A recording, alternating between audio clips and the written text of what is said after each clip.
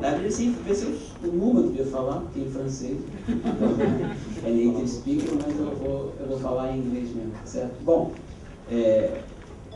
então Professor Lavoie is a kind of academic that deserves at the same time alone do his prolific and relevant contribution and at the same time a brief presentation, since he is so well known and read here in Brazil.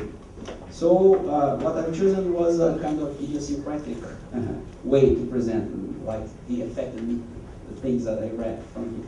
So the first article that I read from Professor Lavoie was back in 1992 in Revista Economia Política, and it's called in Portuguese, A Moeda em Programa de Pesquisa Comum Pós-Keynesiano e Neo-Ricardiano. It's rough and it's very, that's what probably wasn't like that much. He told me just a few minutes ago it was a presentation at Winnipeg, and that's why he had this article translated to Portuguese. Okay, and this article is kind of discussing methodology, but also endogenous money that we were talking to now is mainstream. It was ahead of the time, I don't know the position we had. So, at the same time, this article for me was quite illuminating, and since then, his papers on monetary policy remain my favorites, I have to admit here. They translate the alleged complex nuts and bolts of monetary policy operation in a very clear and understandable way. Being a reference in the subject, at least for me.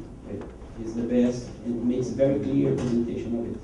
However, Professor Lavoie works on several other subjects, as growth methodology, exchange rate determination, and sports too. He was an editor of a journal on economics and sports, and yesterday he was in Fundação Getúlio Vargas discussing sports, has papers on hockey and baseball. So it's very, because his field of interest is really large. Okay, so following this non-systematic approach of my presentation, I would like also to highlight his contribution with the late and great Will Godwin. They wrote together a book where the stock and flow consistent models are explained in a didactic and clear way. And personally, I knew Professor Dudley, I like him very much. And I know how much he suffered with being not well understood.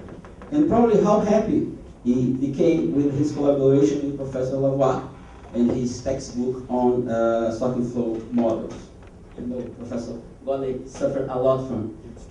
He said that I can translate from you to him. That was his mind and the paper, so probably you did a favor for him translating him to a textbook. However, and here I think, say for my name and the several students and colleagues that are here in this room, Professor Lavoie took his time and effort to deliver to a heterodox economist a textbook. In fact, there were two. The first was Foundation in Post-Keynesian Economic Analysis, and the second, Post-Keynesian Economics, column New Foundations. One thing that I was from, people ask me, it will be a kind of sweepstake with one book, or people will be hand out books and say, no, it's too expensive, Centro doesn't have money for that. You should try to not say buy, but to read this new contribution from Professor Lavoie. There will be a paperback. So there will be a paperback soon, less expensive, so everybody's encouraged to read this book. Okay, so thank you, Professor Lavoie, for your effort to give us textbooks, two textbooks that cover so many subjects in the heterodox economy. I need also to say a few words as responsible for the initiative for the Centro Celso Furtado. Professor Lavoie is the third event promoted by Observatório, the Economia Latino-Americana, and the first one was 1 year ago, no? Something like that, more than 1 year ago, was discussing Venezuela about President Chavez, and the second in the same room, there was a market situation in Argentina and Brazil. And the presentation today, even though not discussing any particular feature of the South America's economy, is, in my opinion, of the utmost importance. And why is that? Everybody knows that the combination of the frustration with the neoliberal policies adopted in the 90s and the electoral parties with more progressive backgrounds, and also a favorable external conditions resulted in a cycle of growth with social inclusion and, as he said, equitable growth is a horrible word. And this talk, the title of this talk is exactly this. And so, However, the favorable external conditions came to an end. If you want to maintain the social gains from the past and keep advancing on this path, we must discuss necessarily and adequate macro policies for this difficult task. Unfortunately, it seems that in spite of some broad consensus on the advantages of progressive social programs, there's much less strong consensus in macro policies. Unfortunately, that's what we're seeing in the days that we're living now in Brazil. Therefore, if we want to implement progressive social policies in South America, we have to discuss and create convergences in macroeconomic policies. And I can't see a better name to help us with this difficult task than Professor Lavoie and his particular presentation today. So we thank you very much for being here with us, and we hope to have a very good.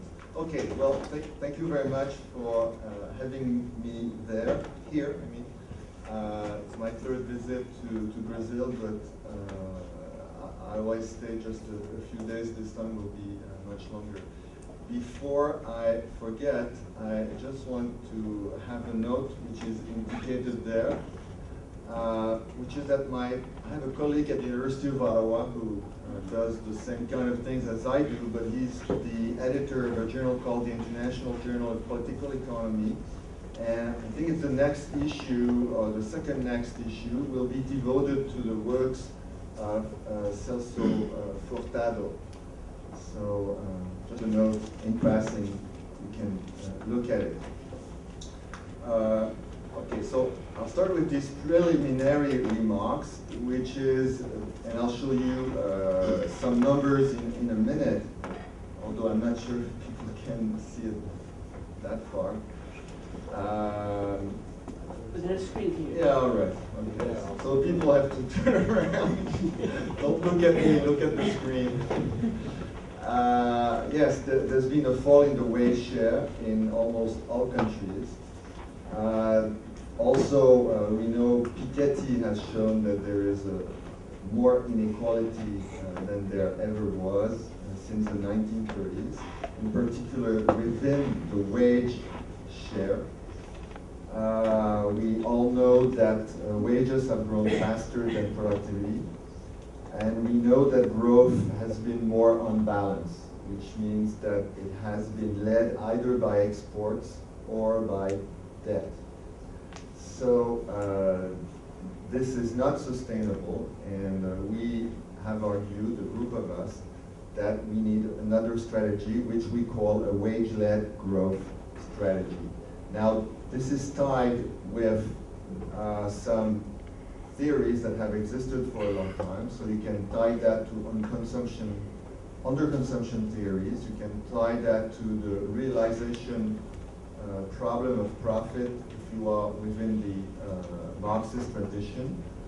It's tied, obviously, to the Caleskian tradition to which I belong.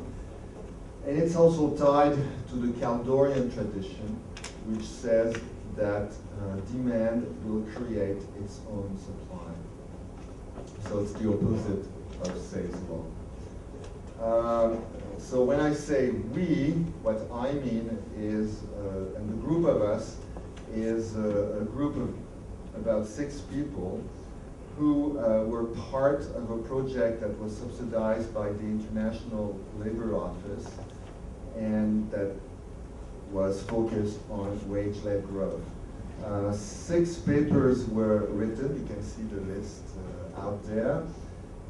What I'm going to talk about here is only the first, the third, and the fourth paper. So this will be the focus of what I am going to talk. And I was responsible with Engelbert Stockhammer for running the group, and but the only thing I did was to write the first paper with Engelbert. So the project ended up with 6 working papers that you can see on the website of the International Labor Office, but it also gave rise to this book, which has, it's a kind of toned down version of each of the 6 working papers, shortened papers. And the ideas that were in those working papers were incorporated, as it says there, in the Global Wage Report, which is published every year by the ILO. So that was in the 2012-2013. And my book was mentioned, so here you have a picture of it. It's also, wage-led growth is also discussed in my new book, 2004. I suppose is the reason for which I was invited here in Brazil. So what's the big picture? So I will start with the conceptual framework, mainly trying to emphasize the difference between policies versus regimes of accumulation or regimes of growth. Then I'll talk about demand regimes. Then I'll talk about some complications. If I have time, I'll see if I must shorten this section or not. The fact that not everybody agrees from an empirical point of view on the results that are being achieved. I'll try to explain why. And then another complication is, what if we take into account the fact that faster growth generally generates faster productivity growth?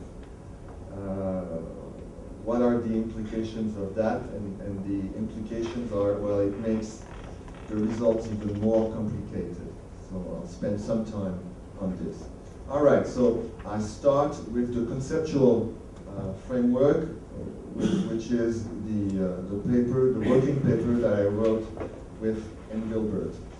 Now, the crucial distinction, and we thought, well, we knew we had to make the distinction clear, but at the same time we realized it was not always clear to those listening to us, is that you have to distinguish between policies that you pursue within a country, which may favor wages or profits, which may be either pro-labor or pro-capital. So that's on the one side something that is done by policies. And then on the other side, you have a growth regime, which tells you how the economy is going to react to an increase, say, the wage share, or an increase in the profit share. So you may have a country which is pursuing policies favoring profits, but that country may be in a wage-led growth situation. So obviously, this will not work out. So this is the crucial distinction. When we talk about pro-labor or pro-capital distributional policies, well, what we mean talking about policies, pro-capital policies would be these arguments about we need more flexibility in the labor market, we should abolish minimum wages or keep them low, we should weaken the power of labor unions, and so on.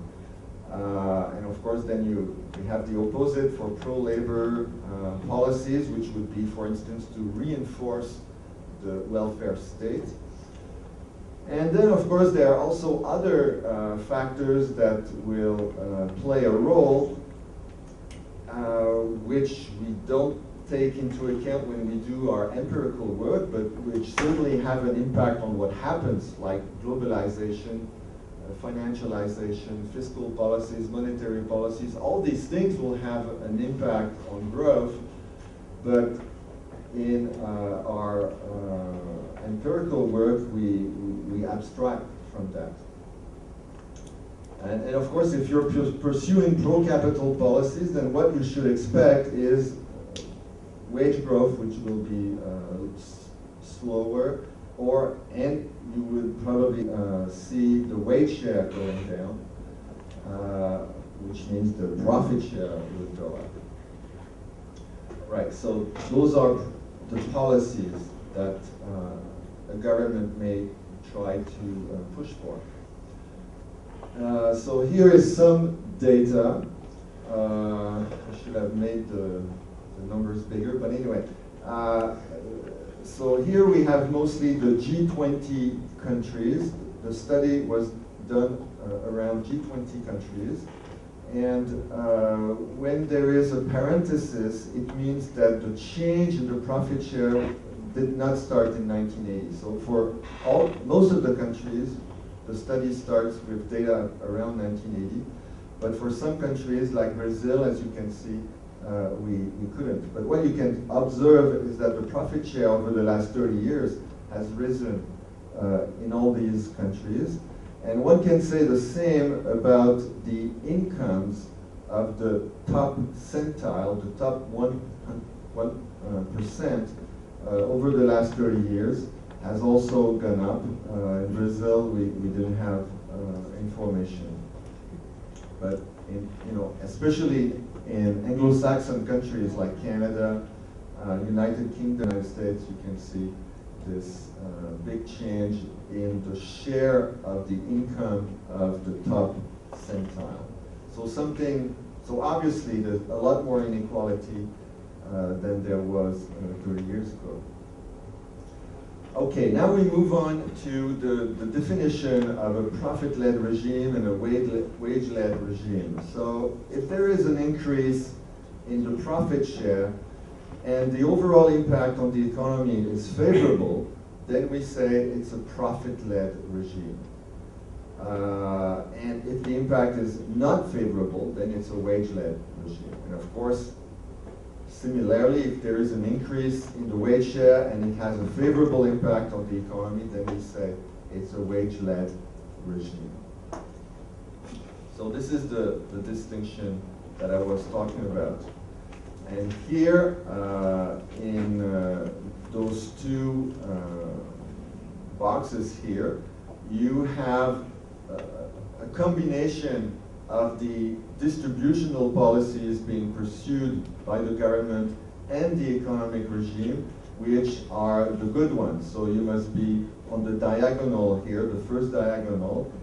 If you are pursuing pro-capital policies, then you want the economic regime to be profit-led because then it's going to be successful. And the same, if you are pursuing policies that are favoring labor, and you happen to be in an economic regime which is wage-led, then this is going to be very good. On the other hand, if you're on the second diagonal, then this is the red part, this is the stop part, this is what should not be done. Then either you will get unstable growth or you will get stagnation. So that's the argument here. In the past, if we want to give these things a name, what mainstream economists or people from the right would say is that they would claim that the economy is in a profit-led regime, and they would say that if you're trying to pursue pro-labor policies, then you're doomed. It's not going to work. You cannot do that. There is no alternative. This is China.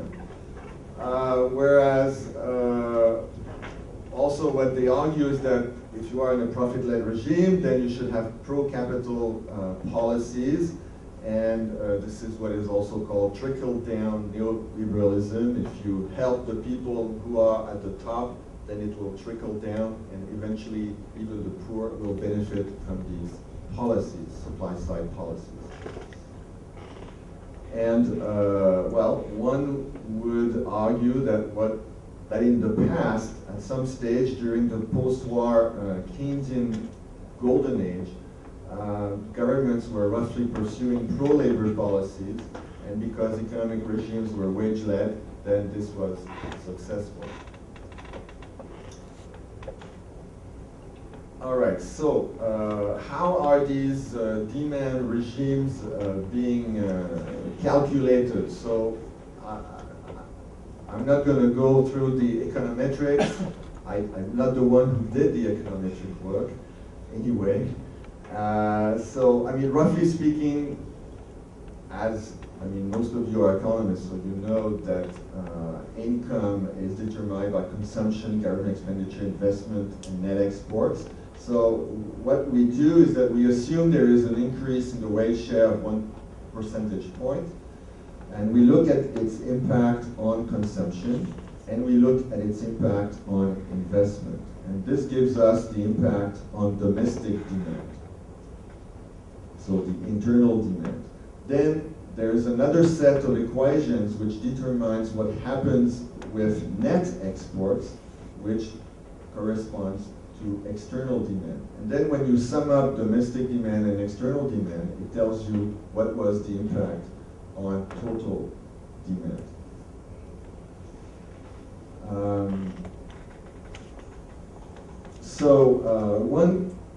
One could very well have a positive impact on domestic aggregate demand, but it could be that you would have a negative impact on total aggregate demand. In fact, this is often the case. Or you could have a positive impact on both domestic aggregate demand and total aggregate demand, and some countries are in this situation as well. And finally, sometimes, sometimes you get a negative impact. You would get a profit-led domestic demand regime and a profit-led total demand regime. But in fact, we didn't observe any of these cases. I mean, there were some countries which were close to that, but none of them were indeed in this situation. What explains these demand-led regimes? Well, basically those, okay, let's look at, let's look at the wage-led column. So what structures do we observe in countries that have their demand which is wage-led?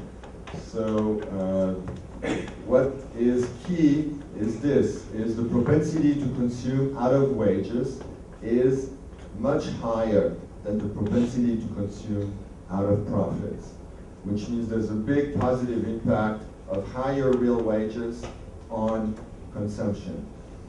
When the economy is wage-led, usually investment does not react very much to profit.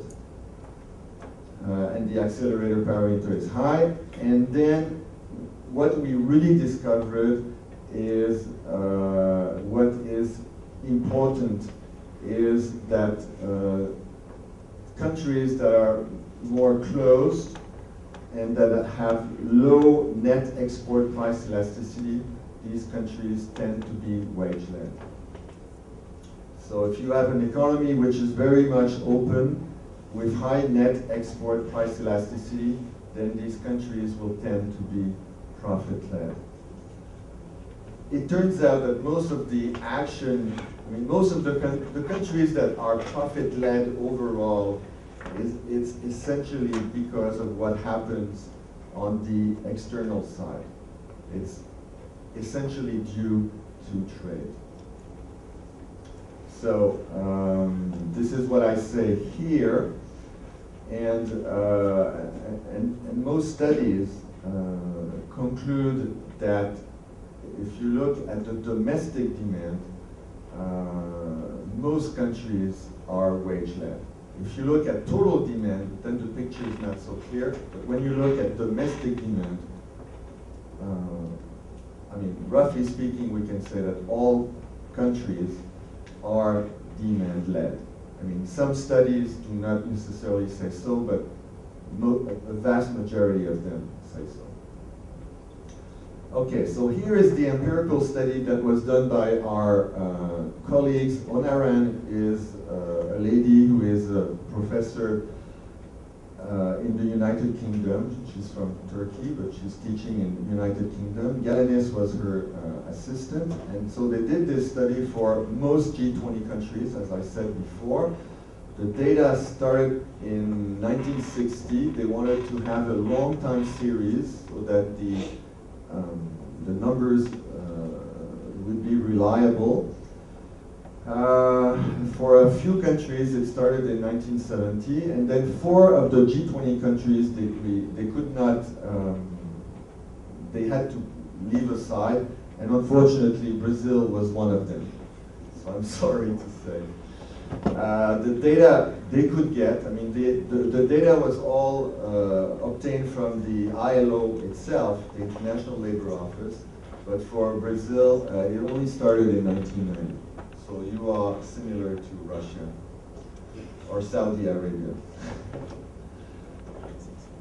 But still, the study covers approximately 80% of GDP, so we were covering a lot of the rest of the world. Okay, from an empirical point of view, as I said, so what was used were the adjusted wage shares. And for each country, separate equations were done. So consumption was estimated as a function of adjusted wages and profits. Investment was taken as being a function of adjusted profits and as a function of income. And exports was done in 2 stages. So first, exports were estimated as a function of exports and import prices and the GDP of the rest of the world. Imports was the same, except it was estimated as a function of domestic income. And then domestic prices and export prices were in turn estimated as a function of the nominal unit labor cost and import prices. So doing the work on external demand is much more complicated, and the results are much more sensitive to the exact formulation. But domestic demand is quite safe, I would argue. So, as I said, roughly speaking, what are, well, at least what were the results of their study, of the study conducted for this ILO project? Consumption was wage-led in all countries, and strongly wage-led.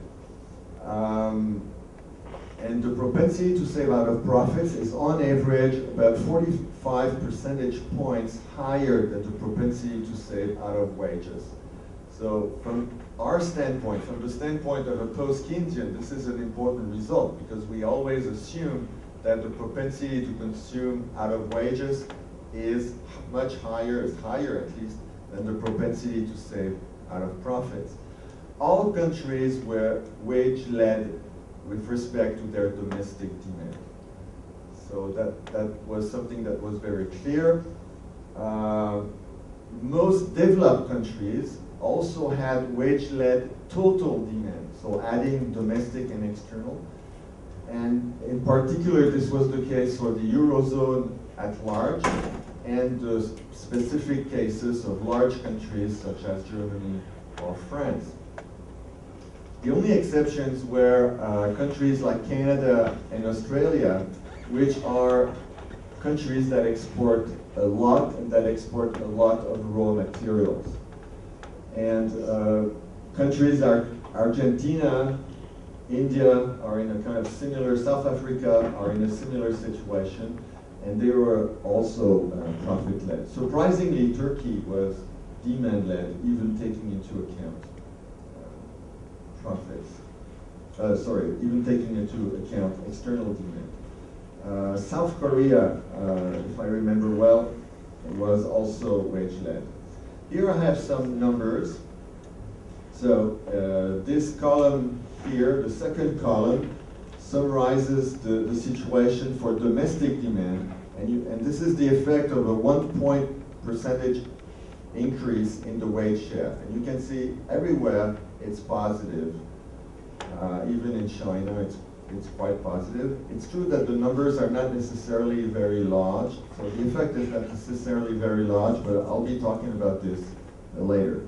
On the other hand, when you look at total demand, the Eurozone is wage-led, the United Kingdom, the USA seems to be strongly wage-led, but Canada is profit-led, Mexico, Argentina, Australia, China, India is roughly neutral, South Africa, these countries are all profit-led. But you can see that Japan and South Korea are, well, very slightly wage-led.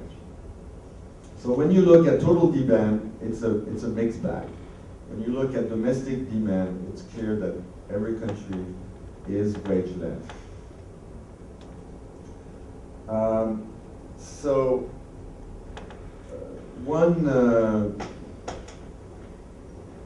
One thing that was done by Özlem Onaran was to link up all the countries and assume, well, what if we decided to increase the wage share by 1 percentage point in each country simultaneously?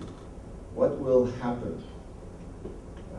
Will that change the result that we obtain on the growth regime? So this is what I explained here. We look at the impact of a simultaneous, this is written in bold here, the impact of a simultaneous increase in the wage share in all countries.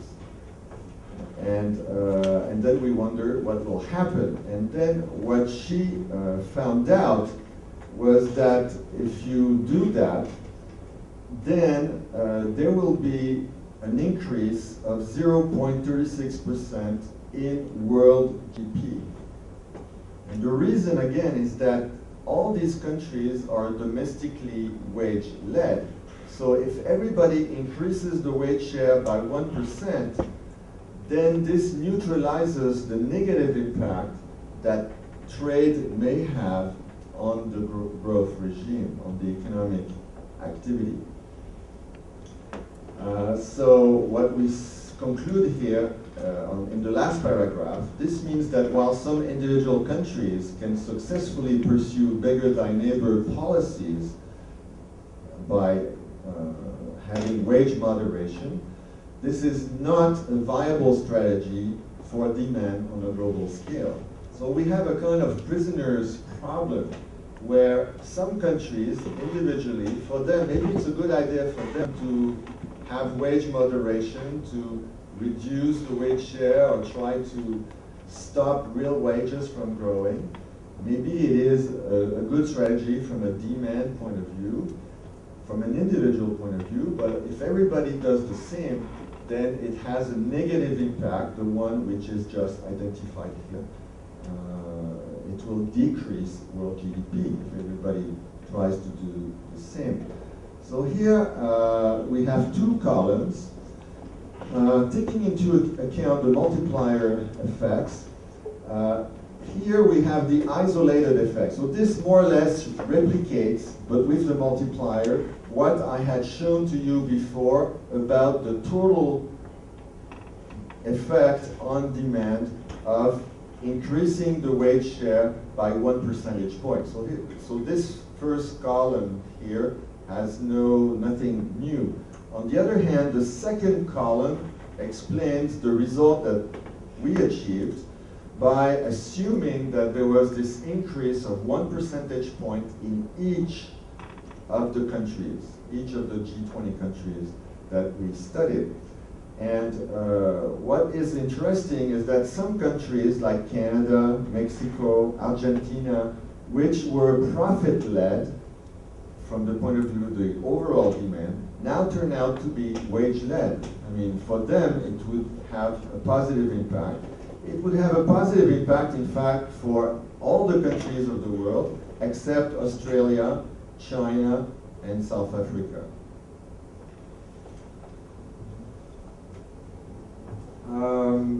So this is what we did. There was there's another recent study that was done by a Swiss researcher, Hartwig, which is very interesting. He uses panel data.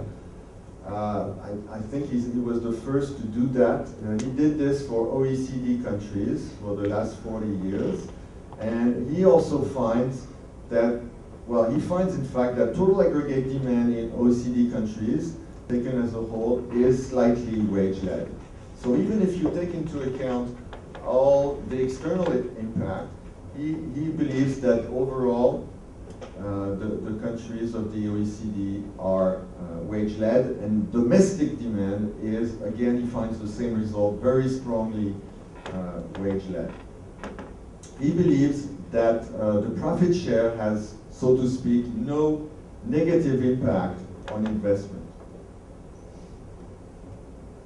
So all the negative impact of an increase in the wage share are generated by trade. What about Brazil?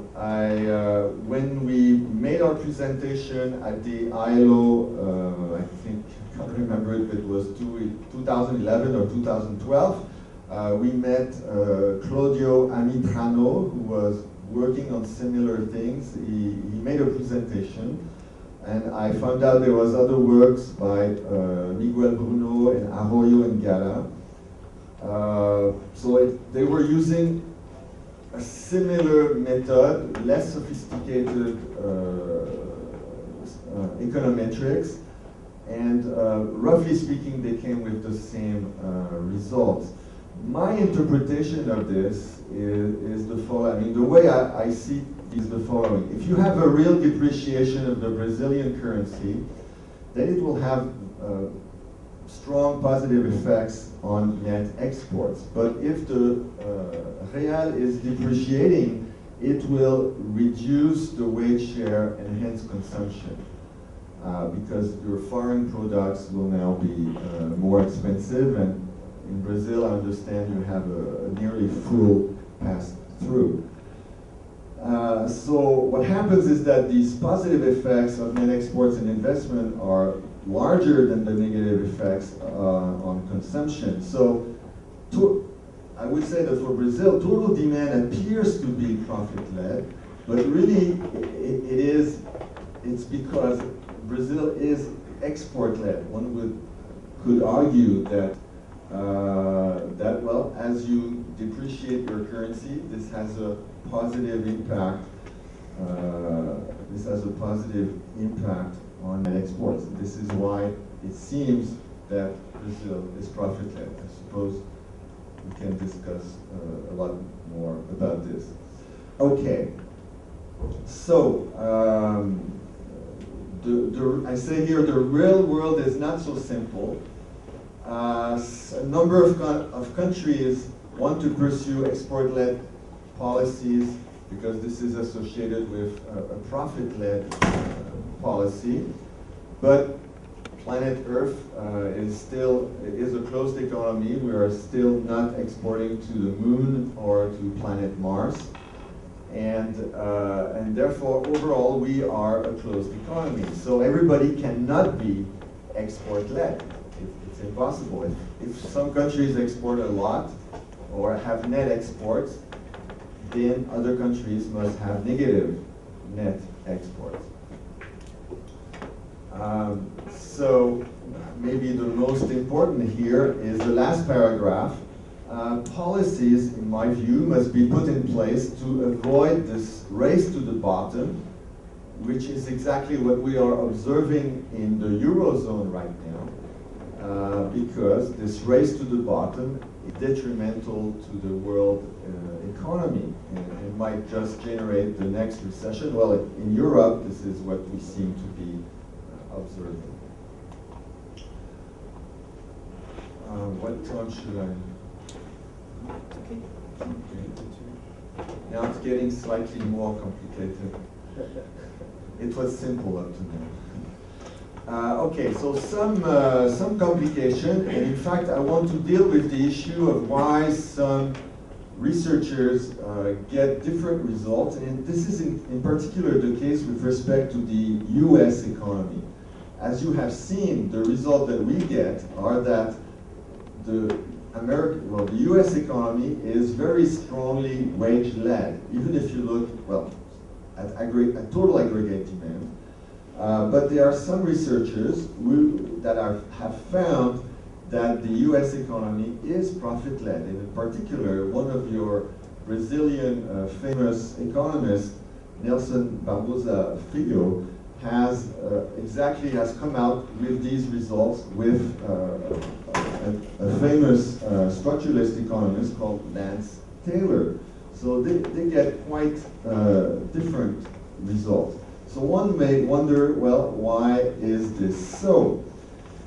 And Blecker, who is a Calaskian from American University in Washington, has recently argued that the reason you get these different results is that people like Lance Taylor and Barbosa Filo are looking at models that emphasize short-run cyclical variations, whereas the work that we do looks more at the medium and long-run effects of these changes in wage share and profit share.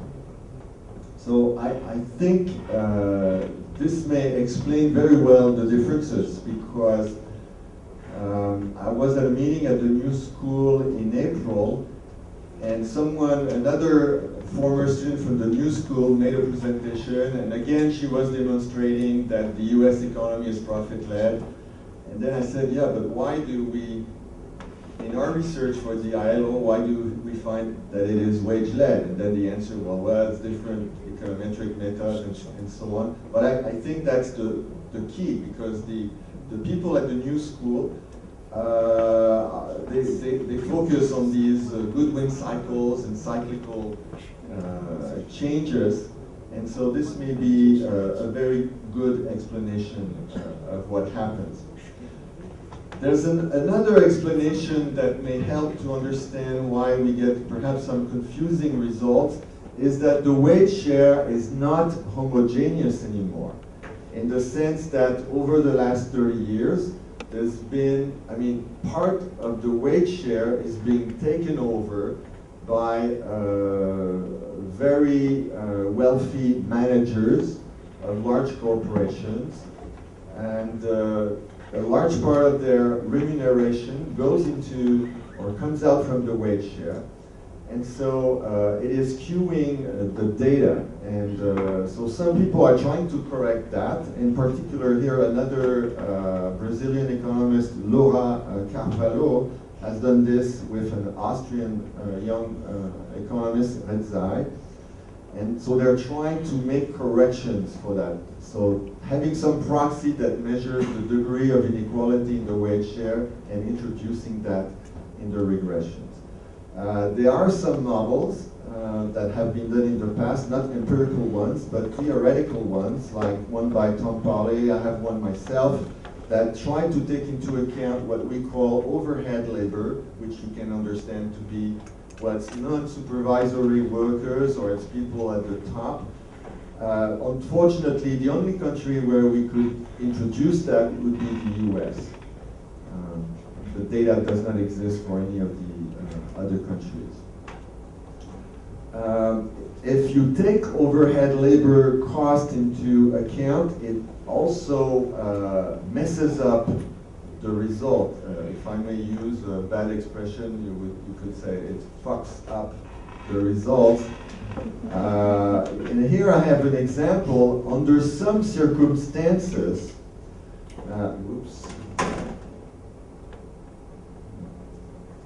under some circumstances, here in this graph, here on the bottom I have the rate of utilization of capacity, and on the vertical axis I have the share of profits. And what happens here is that the target rate of return, if you want, the markup of firms, so the margin of profit of firms is being pushed up, but the impact on the share of profit is to go down. The economy moves from A1 to A2. So you get the standard Calaskian result that raising the markup or reducing real wages leads to a decrease in the rate of utilization, but at the same time it leads to a decrease in the profit share. And that's because we take into account overhead labor. So all I want to say here is that when we do empirical work, we assume that this kind of things does not happen, because the proxy that we are using is precisely the profit share. We are using the profit share as a proxy for the change in the profit margin of firms. But what this graph shows is that the profit margin of firms may go up, but the profit share may turn out to go down. So things are not as simple as they look. So this is what I'm saying here. And more recently, there's been some work by Stockhammer and Mitchell also showing that the economy may be wage-led, may have wage-led demand, but because you have Minsky problems with respect to the debt ratios and all that, then it would seem that the economy has this profit-led goodwill cycle. It looks like a profit-led goodwill cycle, so the kind of cycles that people like Lance Taylor and Barbosa Philo would argue for, but it may be caused not by the fact that a higher profit share would have a negative impact on the economy, but it would be the result of another mechanism which is linked to debt and a Minsky cycle. So changes in debt ratio that finally slow down the economy. So this is just to say that, well, we do our best with these models and with these empirical work, but the world is more complicated than we think. And then the last thing I can say is that a wage-led strategy can transform the demand regime. If the government decides to reduce tax rates on wages and to increase tax rates on profits, by doing so, the government may transform a profit-led regime into a wage-led regime. And why is this? It's because if you decrease taxes on wages, then the positive impact of a higher real wage will be much larger because it will have a bigger impact on consumption because the tax rate has been reduced. And similarly, if you increase the tax rates on profits, then any positive impact that more profits would have on the economy would be reduced because they don't have so much impact on consumption. Okay, so this is one set of complications, and I'll move now to the last set of complications, which is the supply side, because up to now, the only thing we talked about was the effect of changing the wage share on aggregate demand. But we didn't talk at all about the effect that it might have on productivity growth, and we did not talk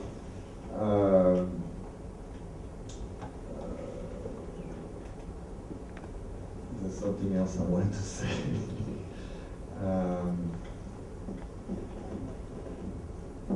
Anyway, it will be in one of the next slides. Fine fresh. No, it wouldn't help. Okay. Right. So, what about the impact of changing the wage share or the profit share on the economy? Okay. Let's focus now on the impact. Okay. What if we increase the wage share and the economy is wage-led from a productivity side? What does that mean? It means that wage growth has a strong positive effect on labor effort and has a strong positive effect on productivity enhancing investment. So it would mean that as real wages go up, firms get encouraged to make more investment so that their firms are more productive so as to keep their profit margins are constant, or so to make sure that their profit margins do not go down. And then there's a second effect, which we may expect, is that higher real wage growth may lead to faster productivity growth, which is, in the literature, is called the Webb effect, or the Marx effect, or the neoclassical economists call this the efficiency wage hypothesis. So it may simply be that as a worker, if you have higher real wages, you're, well, in a very developing or underdeveloped economy, it would be because your workers are now more healthy. In other countries, it would be because you have a kind of a carrot, where because your real wages are higher, you may work a bit higher. So this would be a wage-led productivity effect. That would be the direct effect. In fact, when you look at this, the effect is almost always positive. If you raise real wages, it has a positive impact on the rate of growth of productivity. But then there's another impact, which is well known, which is the Kaldor-Verdun effect. There's a lot of empirical evidence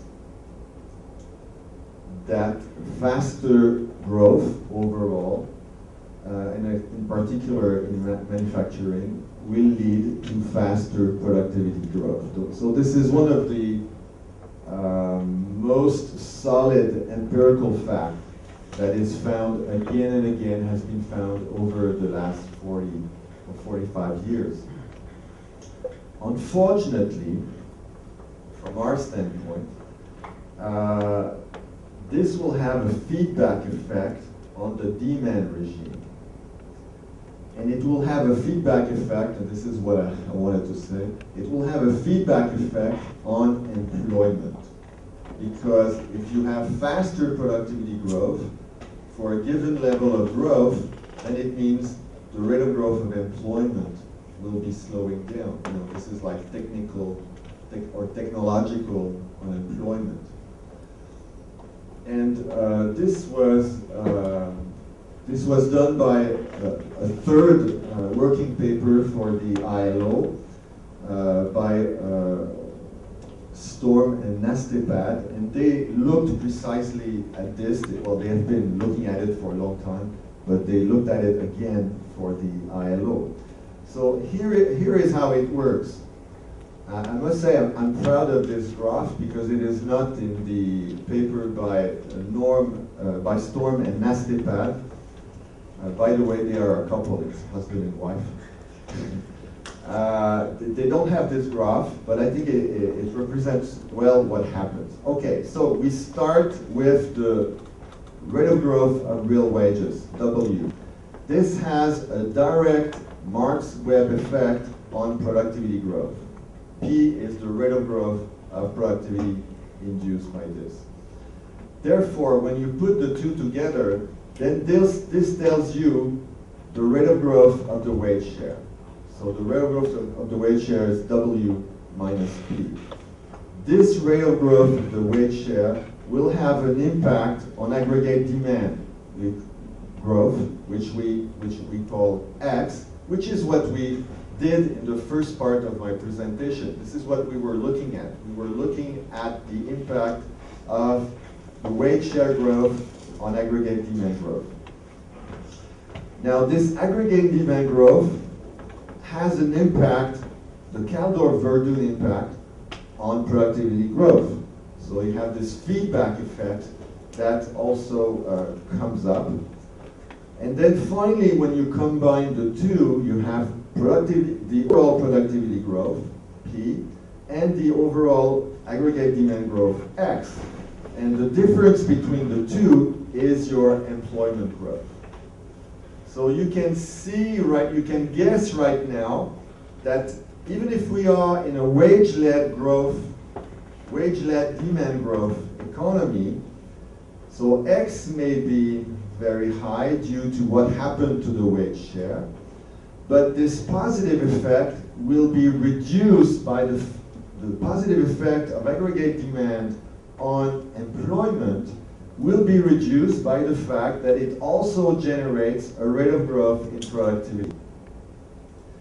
And then we may ask, well, what is the impact on employment growth?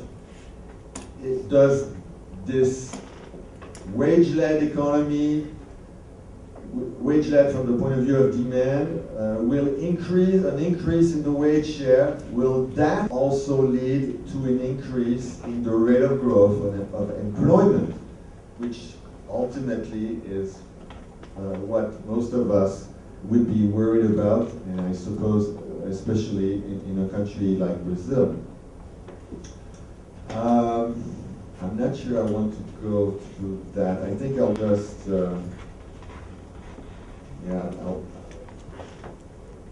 I'll just give, roughly speaking, those are the two equations I was talking about. This is my demand, rate of growth of aggregate demand. It essentially depends on the rate of growth of the wage share. And then I have the rate of growth, P, of productivity, which essentially depends on X, the rate of growth of demand, so that's my Kaldor-Verge effect, and it depends on the rate of growth of real wages, so that's my Marx-Webb effect.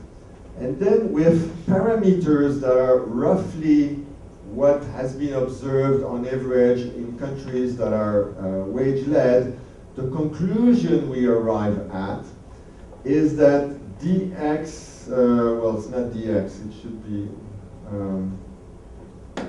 it should be de, should be here, de dw. The conclusion is that the impact on employment growth of an increase in the wage share is negative. And this is what Storm and Nastapad emphasize time and time again. They have emphasized it in the past. What they are saying is that, sometimes one speaks of an employment miracle in some countries. And they come from Holland, from the Netherlands, and for a number of years their country was doing very well with respect to the rate of unemployment. But their argument is the reason the Netherlands was doing so well is that productivity growth was so slow.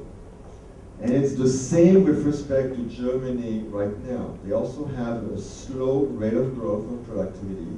And that explains why the rate of unemployment in Germany is rather low. This is technological unemployment.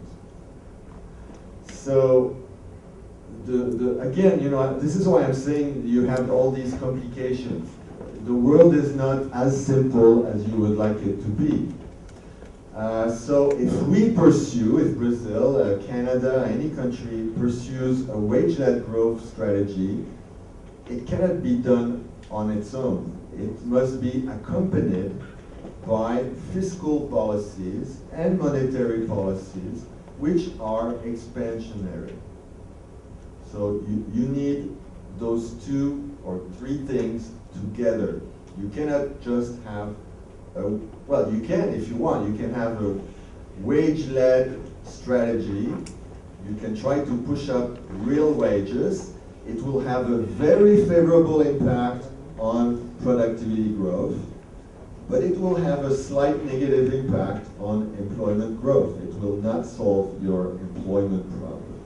So you need simultaneously public investment. And again, Onaran very recently wrote a short paper showing that if we had a public investment stimulus of 1% of GDP simultaneously in all the G20 countries, that would lead to an increase in economic activity of 2% to 4%, depending on whether you're using per multipliers, that would be 4%, or using the multipliers of the IMF, in which case you would only get a 2% overall increase in economic activity. And the reason you get such a big multiplier, the multiplier seems to be between 2 and 4.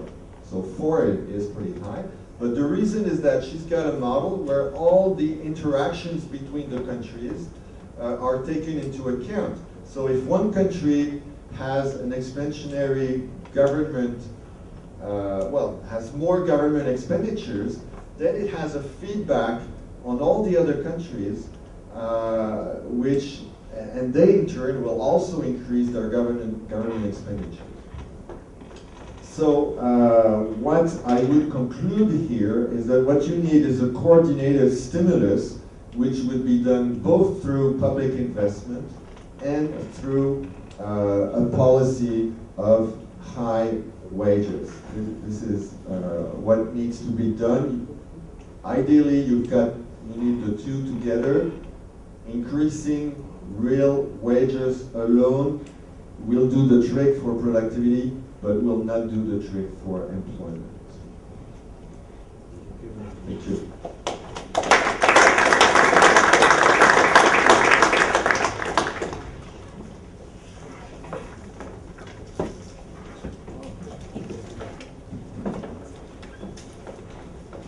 Okay, thank you very much for your presentation, Professor. We should have here Professor Franklin Serrano presenting comments they couldn't make here today. And so Faculty will make some comments, and then maybe you two, and then over to the floor for questions, a session of Q&A. And everybody is invited to ask questions for Professor Lavoie.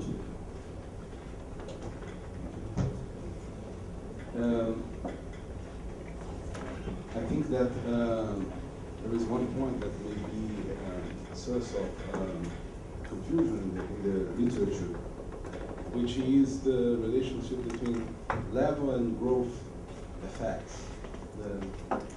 We don't know, it's not clear when we read the literature relating income distribution change to growth or to aggregate demand as a level or a growth effect.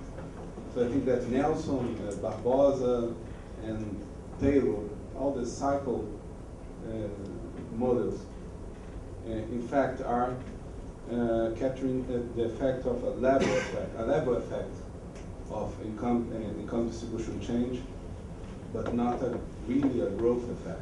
And the literature based on Keynesian models are more concentrated on the growth effects. So I think there's a confusion on this kind of analysis, with the kind of relationship involved. To add another complication or to yours that you have already shows to us. The other thing is, I think that the distinction between aggregate domestic demand and aggregate total demand is very important. It's very important. Recently, Franklin and Professor Carlos Medeiros made a work also on growth decomposition for the world economy, and tried the composition for the GDP and a decomposition for an aggregate demand without net exports for the world economy. It's not possible. It's a closed economy. And using the countries, various countries from the world, and it's very different. The picture is very different. When you look through the GDP lens, we find that, for instance, European contribution to growth is higher than when we look through aggregate demand, consumption plus investment from government and private sectors. It's in the case of when you look through consumption and investment, aggregate demand, in fact, the composition, the contribution of Europe is very low, is lower than in the case of GDP because of the net export contribution. So it's a very important thing to distinguish between this kind of thing when we look at the world economy, because the world economy is, of course, a closed economy. And it's a very good point of your presentation on the paper. It's a really important point. And also, there is another thing that I think it's important. I've been discussing this with a student of mine that's studying this kind of relationship for the Brazilian economy, relationship between distribution and growth. And this is growth models eventually have two types of effects, a level effect and a growth effect. They predict a level effect or growth effect for the change of income distribution.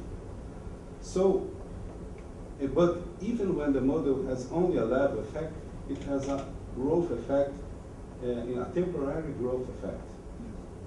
So when we go to data, we can distinguish quite well what is a temporary, what is a growth, really trend effect on growth. So we can eventually find econometrically that we have a positive relationship, which is in fact a relationship between income distribution and a level effect and not a growth effect.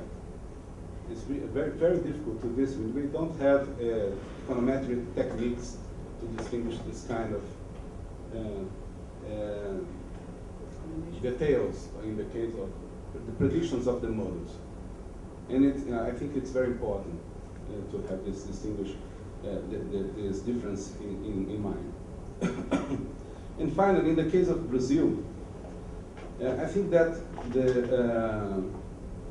the effect of wage share change on external trade, on the work that have cited, is overestimated. I think that they are overestimated. Recently, our Institute for Applied Research have made some studies on the relationship between price change and exports, and price change, relative price change and imports, and they found out that the effect is not too important. So I think that perhaps it's a kind of difference in econometric method, but they are quite good at econometrics. So I think that maybe the results of the works that you cited are in fact overestimated. So eventually Brazil is, I think, looking the data for the Brazil, our experience, our recent experience, we are wage level, not profit level. So. Thank you. Just one point that I think might be important too. In terms of increasing of productivity, there's what's happening in Brazil now is a composition of, it's not just the growth of productivity in the industry, but as we increase the participation of the service in the share of total production, we have a decrease of overall productivity. And something that's happening here in Brazil, of course, there are a lot of discussions too about the growth of productivity in the industry itself. But the increase in the service sector that in Brazil apparently is becoming earlier than it should be, but it's another discussion, complicated one. It's because it supposes a satisfied condition that the economic structure doesn't change in time. And so the economic structure is changing in Brazil, of course, is following the same pattern. So it's not clear if you're changing earlier than you should, or if you were changing as the world is changing. So it's complicated to determine that. But in any case, it's the composition. And one point that to me was important in the research, that it seems like it's what happened in Golden Age in terms of employment. Usually when we saw the data of the Golden Age, we think that it was a wage-led regime and the rate of unemployment is very low, but we forget that the increase of the growth of employment, expenditure, and transfers were huge in all the sectors of welfare state, like education and health, were labor intensive. So I think that this explanation for the compensation of the higher productive effect and the lower employment is an excellent explanation for what happened during the Golden Age. Maybe it's underestimated the importance of growth of government expenditure, and especially expenditure on these specific services that are labor intensive. That maybe we should regret what happened, and the Golden Age will keeping in mind this idea that the government expenditure compensates the effect of decreasing of employment or technological unemployment. So I think it's interesting, and we should use this to analyze the history of Western economy after the Second World War too. I think this is an important point. So someone else want to? Okay, reply. Okay, well, thank you for both comments. So I'll start with Carlos. There's, for some of the countries, Onaran, who did the demand-led study, for some of the less developed countries, she tried to take into account agriculture size of the U.S. So there's a little bit of what you, there's an adjustment for what you were talking, the composition. And I would fully agree with you about the golden age. And you mentioned in the presentation that I had written a book with Wayne Godley, and yes, he was convinced that for him the GDP was essentially explained by the trade performance and what he called the fiscal ratio, which was the ratio of the government expenditures over the average tax rate. So in a world where government expenditures are not rising, it will, from his point of view, it will be very hard to keep up employment. About what Fabio said, it's true that I haven't perhaps been clear enough on the level effect and the growth effect. Maybe for marketing purposes, we kept talking about growth regimes, but there's another reason we kept talking about growth is that the models, well, the studies were inspired by the Keynesian growth model. But in reality, the empirical results are all on levels, in the sense that what we say, well, at least what Onaran was doing, is that her question is, what is the impact of an increase in the wage share on the level of economic activity? So, for instance, she claimed that when there is an increase of 1% in the wage share in all the G20 countries, this leads to an increase of 0.36 percentage point in the level of economic activity. For given everything else being given. So you're right. What we are talking about here is a level effect. Let me say also that not only sophisticated studies on the effect of exchange rate depreciation, even less sophisticated stuff that I do, shows that the effect is not so strong that some people might find. So it's this very debatable point that Brazil is a wage-led regime. It's a Prof-led because it's a sport-led growth country. So it's really debatable. I don't know if someone has more sophisticated examples. There's Silvia and Noel, also the students of our school. They wrote a paper where they found that the relation between exchange rate devaluation and exports not that strong for Argentina, of course. So it's, in Argentina also would not be profit-led or export-led in this. Not so strong. Not so strong, yeah. Cannot say because it's not a full study, but anyway, it's some indication that maybe overrated is weaker than some papers might suggest. Well, it also depends when you stop the data. Yeah, that's it can be very sensitive to that. Yeah, sure. Someone else, some questions, comments? Oh, I have a question. How with the time in the equation. Like, for example, taking a simple equation, simple in Brazil, if we have a wage-led process now, we will start to have some kind of unemployment. So maybe the parameters, they had some delay in time. So, for example, the time that takes for the wage-led growth to affect productivity. So, in terms of... I'll be frank, I don't know. I didn't do the empirical work, so I cannot, I must have read it at some point.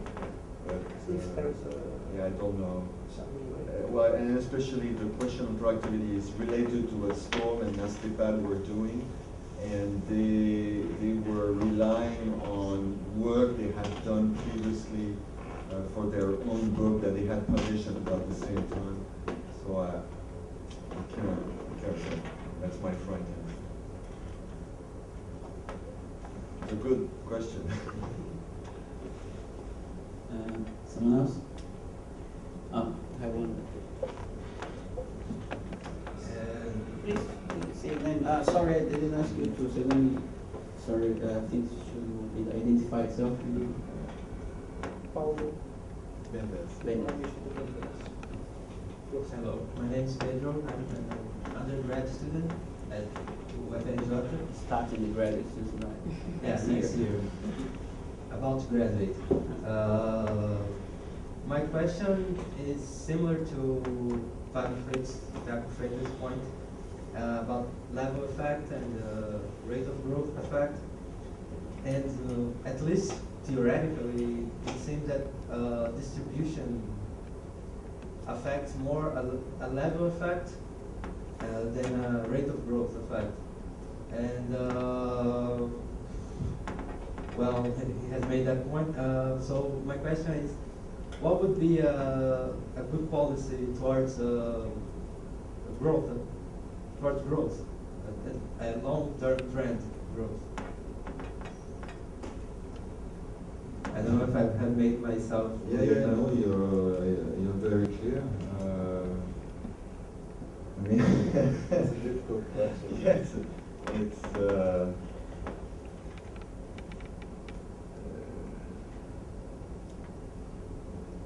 Well, I can give again what I just said in answer to Carlos. It's if you don't have your government expenditures rising, you're not.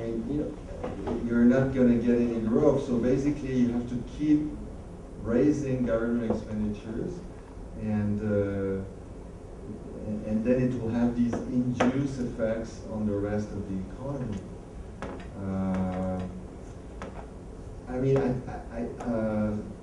One could also argue that the rate of growth of population, to some extent, will have also.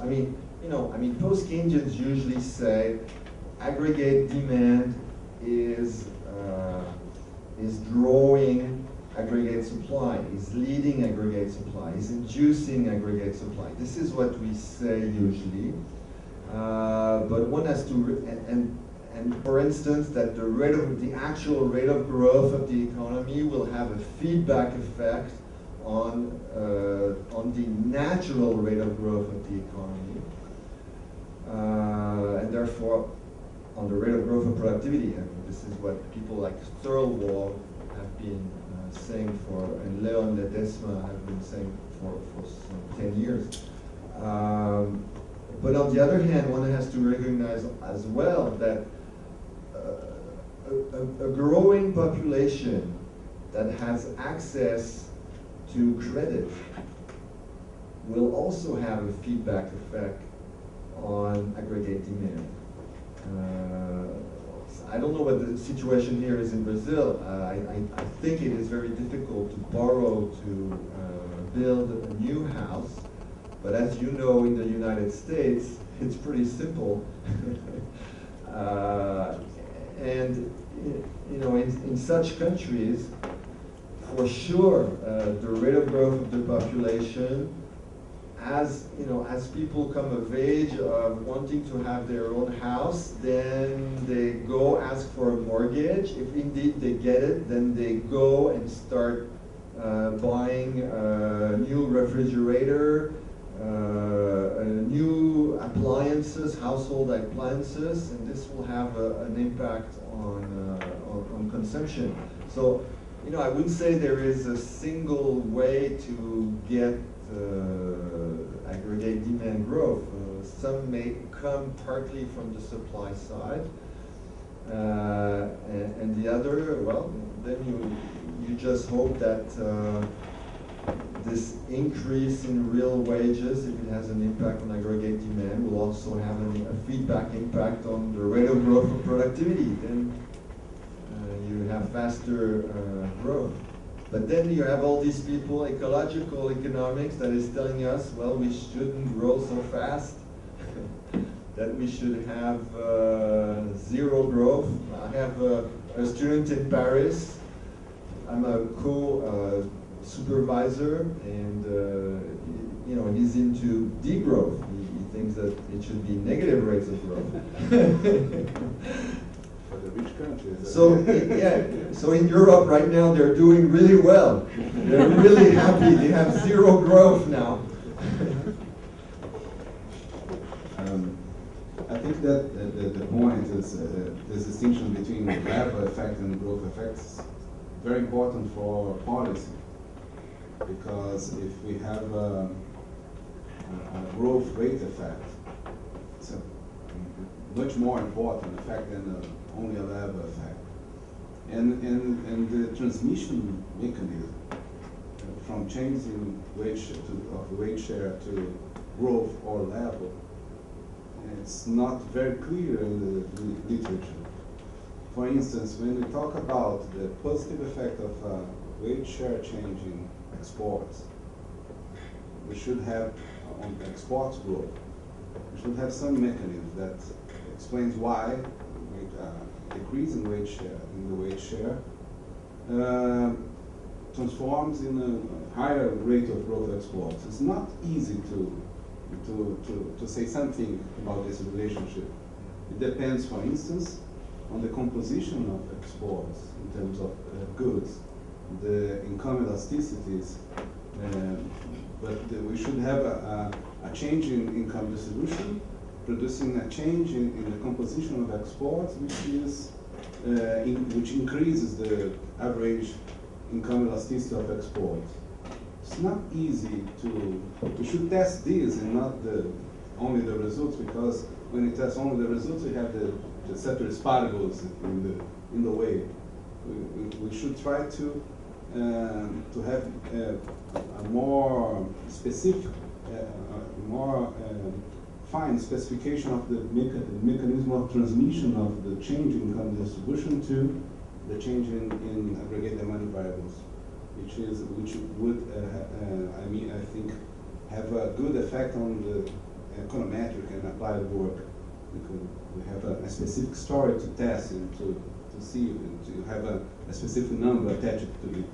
But if we only do regressions with the variables, I think we will not go very far.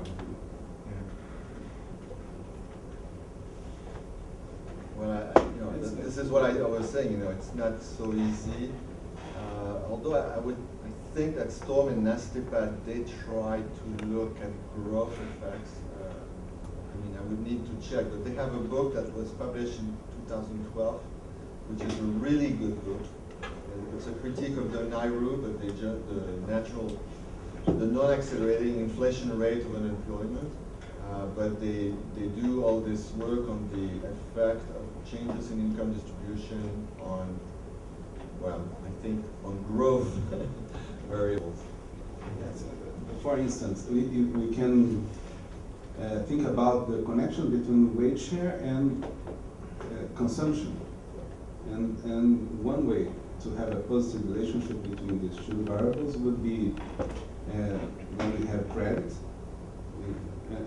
consumption financed by credit, and we have a higher growth of the real wage with a given interest rate, an increase in the growth of the real wage rate with a given interest rate, which would increase the capacity of payment of workers, of those who receive wage, and eventually the capacity of getting loans for consumption, and eventually a higher growth rate of consumption. I think that we should discuss more the mechanism of transmission between the variables than go directly to the empirical analysis without this mechanism.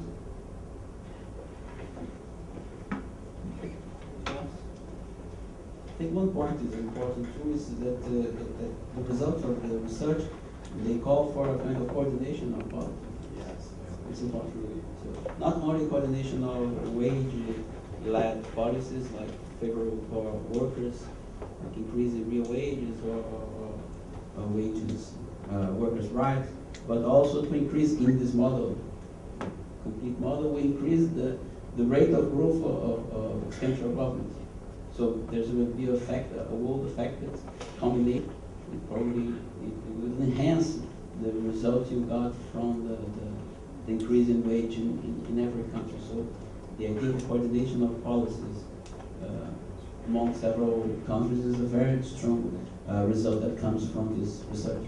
Yes, the coordination is a very strong result, but at the same time, it's a weakness in the sense that how do you get all these G20 countries to, increase real wages or increase government expenditures more or less simultaneously. The only time that it was done was in early 2009 after the Lehman Brothers crisis, and when all these G20 leaders met. And they agreed that, well, this is what we have to do. They did it for about a year, and then that was the end of the consensus. You might say that the consensus now is the opposite.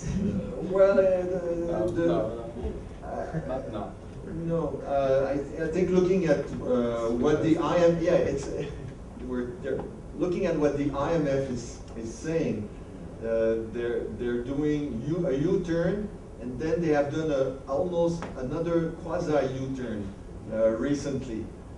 So it's hard to see exactly where we're going, but unfortunately, I think that if there is another crisis in Europe and it hurts the rest of the world, maybe again we will have a consensus. I think the problem is that the problem is the following. When you read people like Paul Krugman and people like Larry Summers, who are respected, neoclassical economists, but Larry Summers maybe not that much to the left, but at least Paul Krugman is considered to be the enemy number 2 in the U.S. From the point of view of the conservatives, the Republicans, number 1 being, of course, Barack Obama. But the problem with people like Paul Krugman is that they keep saying, yes, now we need a stimulus, we need to have more government expenditures, we need to keep interest rates low, but once we will be back to the normal situation, then again, we need fiscal consolidation. We need to reduce government expenditures. So that's the problem. So as soon, when these heads of state meet and they think that the situation has slightly improved, then they immediately say we have to do fiscal consolidation. It's again the political aspects of full employment of Kalesky. Exactly. It's a really important test to be written by our students. Yes, Kalesky wrote this 70 years ago, and he was right on the dot. I mean, reading him now, you can see that he was quite right. someone of more optimistic note here. So, realistic ones. Okay, so if you don't have any more questions, we should start finish this session here, and thank you very much. Just a point about the no growth. For example, if you don't buy a bicycle, so you reduce demand, but you take a bicycle, it could even be a better bicycle, and share it, you have the same access to the use of a bicycle, but with less demand. So part of the idea behind the no growth is that with the kind of intelligence that things have now, you can share the things. So you can kill the horses of the kulaks, and well, you have less grain, but more grain to feed people. So that's I think that's part of the discussion of approaching the thing that, and I think that's an important view we must have now, because for example, we in Brazil are doing this investment for pre-salt, but it's in a contradiction with the resolutions that people are trying to achieve in COP in Lima and in 2015 in Paris to limit the carbon consumption, the emissions. Well, So the idea that we will have to make some kind of sliding in the economy to deal with this problem, it must be faced. And one point is that we have a concept of growth that's simply adding the same thing.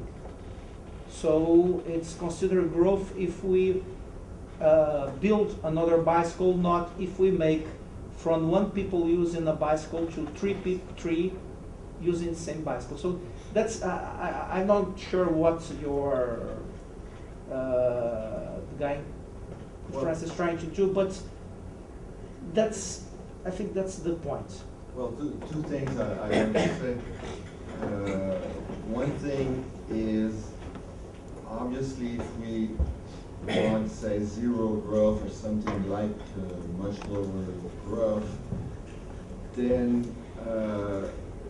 it has to be linked to having less population, or a slowdown in the growth of population, and a slowdown in the number of hours we work. So as workers, we have to accept that we have to accept that we want to have more leisure and have less goods. I mean, basically, that's how I see it. So I sometimes ask my trade union friends, what is, I mean, economists working for trade unions, how do your members feel about that? And you know, they say, well, we have to convince them that more leisure is better, but it's not, even in a country like Canada, we haven't reached this stage. Now, the second thing, I'd like to take this opportunity to ask you, what do you think about zero growth and the carbon emissions? Because, I mean, in Canada, well, of course there are ecological groups and all that, but people are not that worried about the planet becoming warmer because it's so cold. No, but seriously, it's so cold during the winter that nobody's going to complain if the temperature goes up by 1 or 2 degrees. But I wonder what's the feeling here. How much people is there in Canada? 30 million. 30 million. São Paulo has this. No, you take the whole around São Paulo state, it has this. But what's the feeling here? That I mean, you are, you are a growing and becoming much more industrialized country, and at the same time, it's very hot here. As I was walking in the streets this morning, I was thinking, can it ever get even warmer than that? I think that it should start in the north with rich countries, and they start sharing consumption and everything else, and let us grow a little bit more to have a higher income per capita, because we need this for our future. And then we can discuss also this, but I think that should start from rich countries with a low growth of population growth and everything else. We have more time to grow. Okay, so now we're kind of running out of time. We have to really finish this session, and thank you very much, and thanks everybody else for questions and for staying here. It's still almost 6 o'clock. Thank you very much. Thank you for the floor. Thank you very much for inviting me. Thank you.